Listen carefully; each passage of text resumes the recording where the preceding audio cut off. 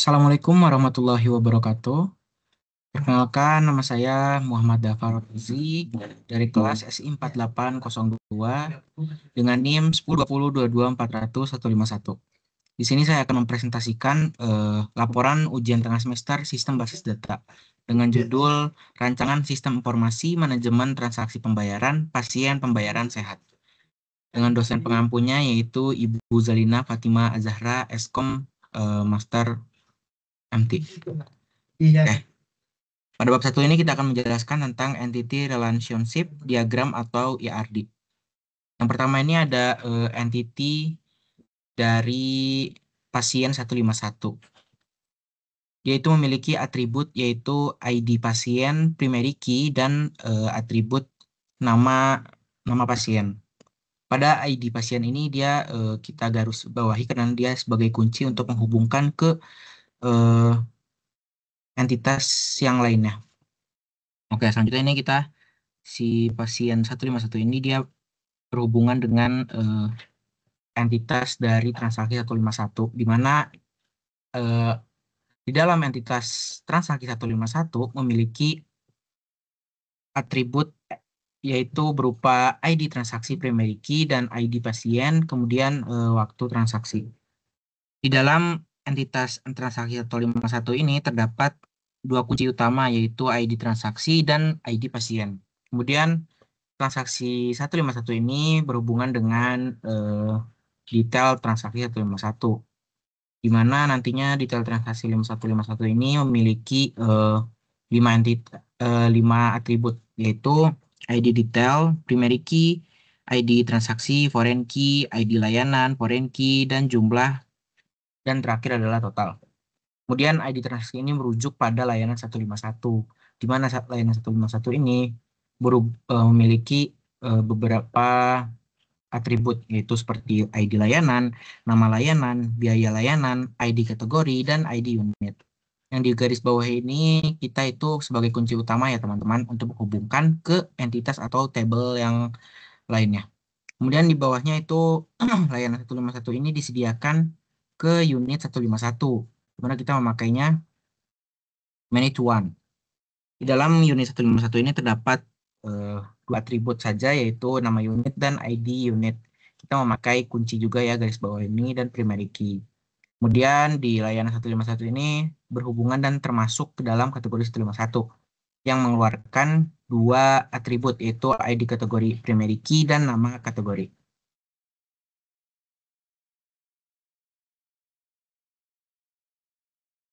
Seperti di penjelasan di bawah tuh ada pasien 151 itu menyimpan data pasien, kemudian ID pasien itu kunci utama untuk mengidentifikasikan pasien secara unik. Kemudian nama pasien, nama lengkap pasien, kemudian transaksi 151 menyimpan informasi pembayaran dari pasiennya. Kemudian ID transaksi, kode unik untuk setiap transaksi. Kemudian ID pasien foreign key, relasi ke pasien yang melakukan transaksi. Kemudian ada atribut waktu transaksi, yaitu tanggal dan waktu ketika transaksi dilakukan. Kemudian selanjutnya adalah entitas 151, yaitu kategori dari layanan, obat, rawat inap, dan tindakan medis. Kemudian memiliki dua atribut, yaitu ID kategori primary key, ID unik untuk kategori layanan. Kemudian atribut nama kategori seperti obat, operasi, dan lain-lainnya. Kemudian ada entitas unit 151, di mana dalam unit 151 ini adalah menyediakan layanan dan memiliki dua atribut, yaitu ID unit sebagai kunci utamanya, yaitu ID unik unit rumah sakit, kemudian nama unit seperti apotek dan rawat inap bahkan UGD. Kemudian entitas layanan 151 menyimpan daftar layanan dan item biaya. Memiliki 5 atribut, yaitu ID layanan primary key, kode unik tiap layanan atau obat, kemudian nama layanan seperti kamar kelas 1 dan paracetamol. Kemudian adanya biaya layanan, biaya satuan dari layanan. Dan atribut ID kategori foreign key yang menghubungkan ke tabel lainnya. Kategori layanan misalnya obat, tindakan medis. Kemudian ID unit foreign key itu unit rumah sakit penyedia layanan. Kemudian yang terakhir adalah entitas detail transaksi 151, di mana detail layanan ini yang akan dibayarkan dalam transaksi. Dia memiliki 5 atribut seperti ID detail, yaitu kode unik untuk detail transaksi, kemudian ID transaksi, transaksi induk dari detail ini, kemudian ID layanan, layanan yang dibayarkan. Kemudian ada jumlah, yaitu bayar layanan diambil, kemudian total biaya, hasil dari jumlah dikali biaya. Selanjutnya kita akan membahas bab 2, yaitu relational model. Yang pertama, ada pasien 151, kita memakai primary key di bagian kolom ID pasien, memakai integer. Dia itu merujuk atau berhubungan dengan kolom ID pasien di tabel transaksi 151, yaitu foreign key-nya. Kemudian ID transaksi di tabel, kemudian di kolom ID transaksi pada tabel 151, dia memakai primary key yang menghubungkan kepada kolom ID transaksi pada tabel transaksi 151. Nah, kemudian pada tabel layanan 151 terdapat kolom primary key, yaitu ID layanan, itu menghubungkan eh, kepada kolom foreign key ID layanan di tabel detail transaksi. Kemudian selanjutnya adalah di tabel kategori 151 terdapat primary key ID kategori yang menghubungkan kepada foreign key ID kategori di tabel layanan 151. Kemudian di tabel unit 151 terdapat kolom primary key ID unit integer not null yang akan menghubungkan ke foreign key pada kolom ID unit di tabel layanan 151. Di sini juga kita memakai pada pasien 151 ini primary key ID pasien ini dia memakai relasinya yaitu one to many. Kemudian yang transaksi 151 juga sama one to many yang akan menghubungkan ke foreign key yang ada di detail transaksi 151. Yang lainnya juga begitu. Kebanyakan memakai one to many. Di sini juga kita sudah taruh link draw IO-nya. Kemudian kita selanjutnya lanjut ke bab 3 atau DDL dan DML. Yang pertama kita akan membuat tabel dari pasien 151-nya, kemudian kita menuliskan kolomnya yaitu ID pasien, varchar 10, primary key, di mana dia itu ID pasien menjadi kunci utama yang akan menghubungkan ke tabel lainnya seperti tabel yang ada di contoh tuh di bab 2, yaitu ID pasien itu akan menghubungkan ke foreign key di transaksi 151.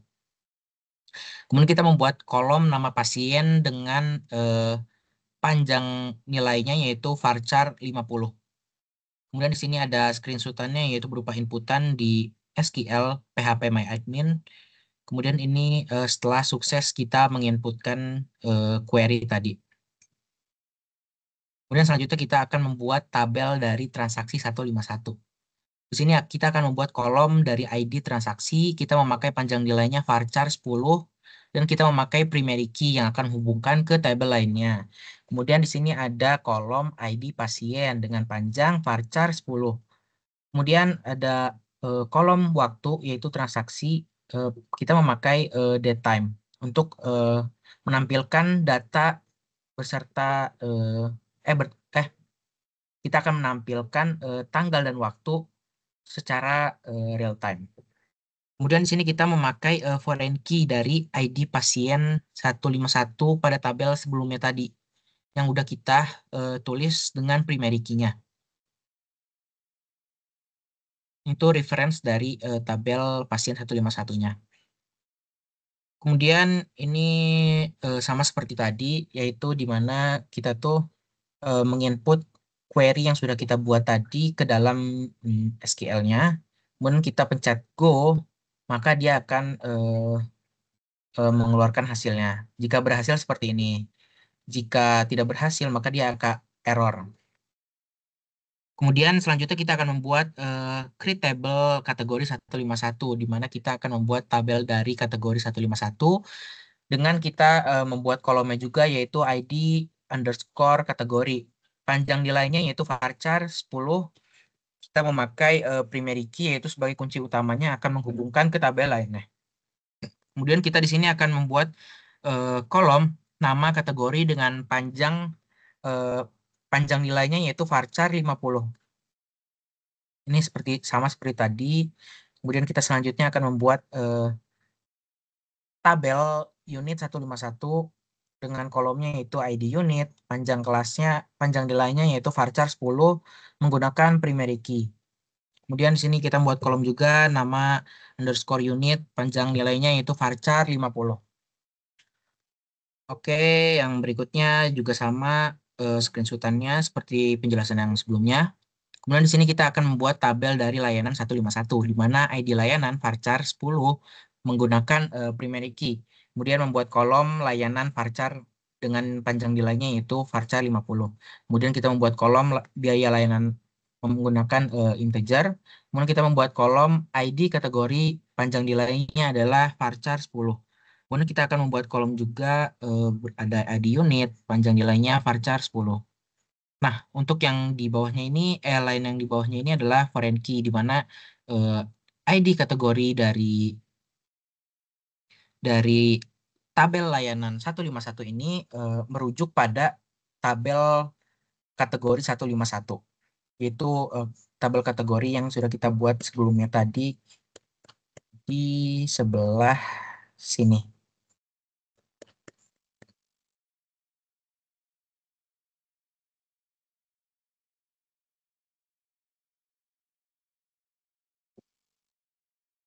Oke, kita di sini ada eh, salah sedikit di mana di sini tuh di ID kategori varchar panjang nilainya 10 ini harus kita tambahin foreign key juga. Kemudian di ID unit juga ini kita harus menambahin foreign key-nya juga. Tapi kita lupa.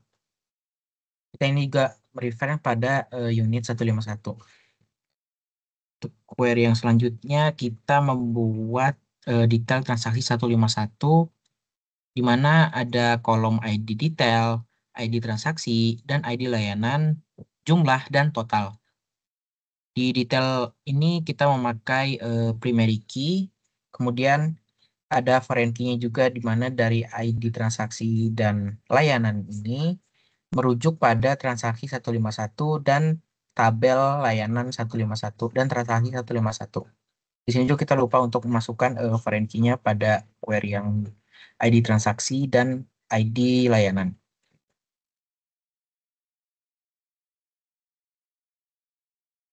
Kemudian yang kedua ada DML. Itu kita bakal mengisi nilai kolom yang sudah kita buat tadi. Di sini ada dari tabel 151, nilainya adalah kode nilainya adalah dari yang pertama tadi itu ID pasien dan nama pasiennya. Nah, di sini tuh kita bakal mengisi kolom yang sudah kita buat tadi. Di sini tuh ada ID pasiennya yaitu P01, kemudian memakai tanda kutip agar bisa diisi di di dalam kolom tabel tersebut. Kemudian kita memakai koma, kemudian kita menuliskan nama dari pasien tersebut. Maka akan muncul seperti ini. Kemudian untuk yang insert into kategori 151 values juga kita yang mengisi kolom dari tabel kategori 151. Kemudian untuk yang ini juga sama dan ini juga sama, mengisi value dari tadi. Ini juga kita mengisi waktunya juga, datetime juga, terus pada query berikutnya adalah pada tabel detail transaksi 151 kita mengisi kolom-kolom yang ada pada tabel detail transaksi 151. Contohnya seperti 1 T01 L01 2 40.000 ini harganya. Kemudian kita di pada query yang terakhir adalah select from pasien 151, select from transaksi 151, select from layanan 151, select from detail transaksi 151 itu adalah untuk menampilkan seluruh data ataupun tabel yang sudah kita buat tadi. Sehingga nantinya bakal muncul hasil berupa seperti ini. Akan memunculkan beberapa data yang sudah kita input tadi. Kemudian yang terakhir adalah bab 4, yaitu normalisasi. Yang pertama kita ada UNF atau Unnormalized Form, di mana pada tabel ini mengandung data multi-value, di mana adanya isi yang sama gitu antara tabel-tabel yang lainnya dalam transaksi. Kemudian pada satu NF ini kita akan merubah setiap barisnya hanya memiliki satu nilai kolom, yang itemnya itu akan terpisah dalam satu baris. Di mana pada tabel satu NF ini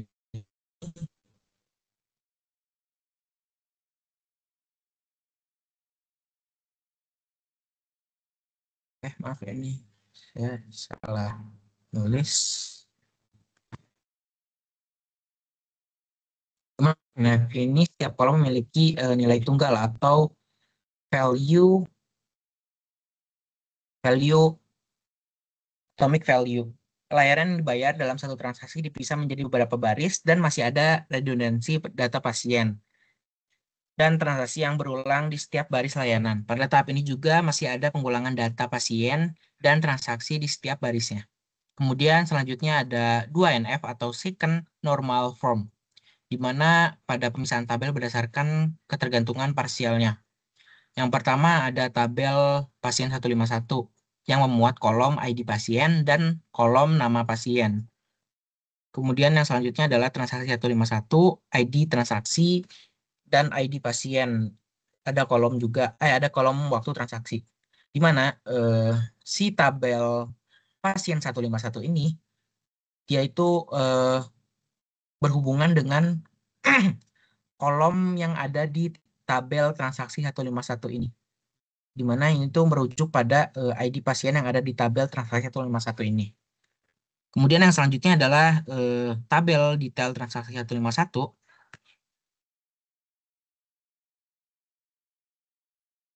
Tabel transaksi 151.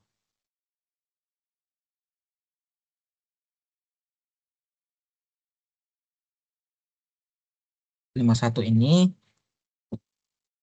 ada kolom ID detail, ada ID transaksi, ada ID layanan, ada kolom jumlah, ada kolom total.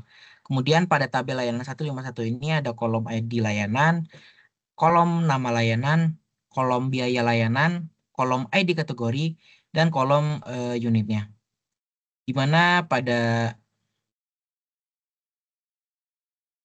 tabel detail transaksi ini kolom kolom ID layanan ini merujuk pada kolom kolom ID layanan pada tabel layanan 151.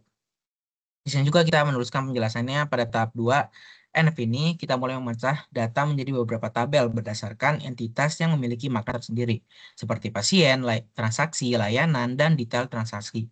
Ini tujuan dari tabel 2NF ini adalah untuk menghilangkan ketergantungan parsial, di mana atribut-atribut yang hanya bergantung sebagai pada primary key dipindahkan ke tabel yang sesuai. Bisa kita lihat pada tabel pasien 151, kolom ID pasien berhubungan dengan kolom ID pasien di tabel transaksi 151. Kemudian tabel transaksi 151 berhubungan dengan kolom ID transaksi pada tabel detail transaksi 151. Selanjutnya, tabel detail transaksi 151 memiliki kolom ID layanan seperti foreign key pada tabel layanan 151. Kemudian yang terakhir adalah 3NF atau Third Normal Form, di mana di sini ada tabel kategori 151 dengan kolom ID kategori dan kolom nama kategori. Kemudian selanjutnya ada tabel underscore unit 151 dengan kolom ID unit dan kolom nama unit. Pada tahap di 3NF ini, kita menyempurnakan struktur dengan menghilangkan ketergantungan transitif. Atribut yang bukan merupakan kunci dan hanya menjelaskan atribut lain seperti kategori layanan dan unit rumah sakit dipisahkan menjadi tabel kategori dan unit. Sehingga pada tabel 3NF ini tidak adanya hubungan antar tabel. Di sini juga kita telah menaruh link dari tabel normalisasi di Excel yang telah saya buat sebelumnya. Oke, itu dia penjelasan dari laporan UTS Sistem Basis Data pada semester 2 ini. Mohon maaf apabila ada kesalahan baik tutur kata ataupun perbuatan. Wassalamualaikum warahmatullahi wabarakatuh.